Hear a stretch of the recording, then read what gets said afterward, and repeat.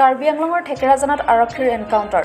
যোৱাকালি ৰাতি এটা গোপন সূত্ৰৰ ভিত্তিত থেকেৰাজানত কাৰ্বি আংলং বকলীয়া আৰক্ষীৰ এটা দলে তালাচী চলাওঁতে এটা ডকাইতৰ দলক প্ৰত্যক্ষ কৰে। ডকাইতৰ দলটোৱে আৰক্ষীৰ ওপৰত গুলীচালনা কৰাটো প্ৰতি উত্তৰত আত্মৰক্ষাৰ বাবে আৰক্ষীক গুলীচালনা কৰে। আৰক্ষীৰ গুলীত আঘাতপ্ৰাপ্ত ছাইদুল ইছলামৰ নামৰ কুখ্যাত ডকাইতটো। আঘাতপ্ৰাপ্ত ডকাইতটোক হাস্পতালত প্ৰেৰণ কৰে যদিও মৃত্যু হয় ডকাইতটোৰ। নিশা ৩:৩০ বজাত আৰক্ষীৰ লগত সংঘৰ্ষ হয় ডকাইতৰ দলটোৰ, বাকী কেইজন পলায়ন যায়। কাৰ্বি আংলং জিলাৰ আৰক্ষীৰ অধীক্ষক সঞ্জয় কুমাৰ শইকীয়াই সংবাদমেলযোগে জানিব দিয়ে যে পূৰ্বতেও ৩টাকৈ গোচৰ ৰুজু আছে কাৰ্বি আংলং জিলাৰ পৃথক পৃথক আৰক্ষী চকীত। ডকাইতটো হোজাই জিলাৰ দেৱস্থানৰ বাসিন্দা বুলি জানিব পৰা গৈছে।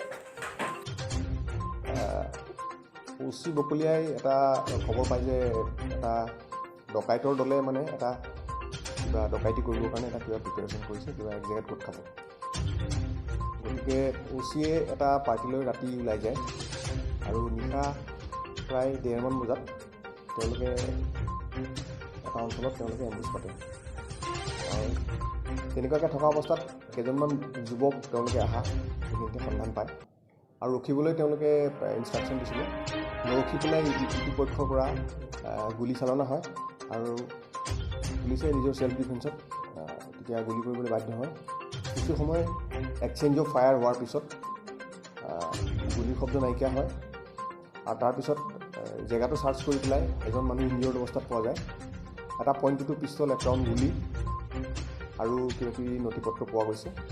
আৰু বাকীকেইজন লোক আমি সন্দেহ কৰিছোঁ যে আন্ধাৰৰ সুযোগ লৈ পলাই গৈছে আৰু তেখেতক ইমিডিয়েটলি হস্পিটেললৈ অনা হয়। হস্পিটেলত অনাৰ পিছত তেখেত মৃত বুলি ঘোষণা কৰে ডক্টৰে। আৰু পিছত জানিব পৰা গৈছে যে সেই ব্যক্তিজন শ্বহীদুল ইছলাম, তেখেত এজন কুখ্যাত ডকাইত আছিলে আৰু তেখেতৰ বিৰুদ্ধে বিভিন্ন ধৰণৰ গোচৰ ইতিমধ্যে ৰুজু হৈ আছে। আমাৰ কাৰ্বি আংলং জিলাতে 2টা কেছত তেখেতক প্ৰয়োজন হৈ আছিলে ডকাইতি কেছত।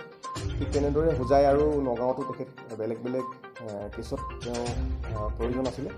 গতিকে যোৱাকালি এই অপাৰেশ্যনটো হৈছে। থেকেৰাজান আমি জানিব পাৰিছোঁ এতিয়ালৈকে, সঠিক তথ্য এতিয়াও পোৱা নাই। আপোনালোকক পিছত দিব লাগিব কাৰণ আমি এতিয়া গোটেইবিলাক চব সন্নিৱিষ্ট কৰি আছোঁ।